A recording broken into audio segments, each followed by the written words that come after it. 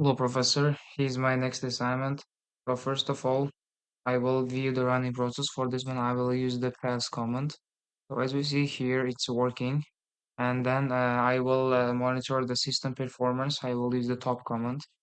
So as we see here, it's also working. As here, top. So next, I will kill a process. For example, kill 25. So now it's working. So I will use the htop to install and the use for and I will use the htop to install for interactive process viewer.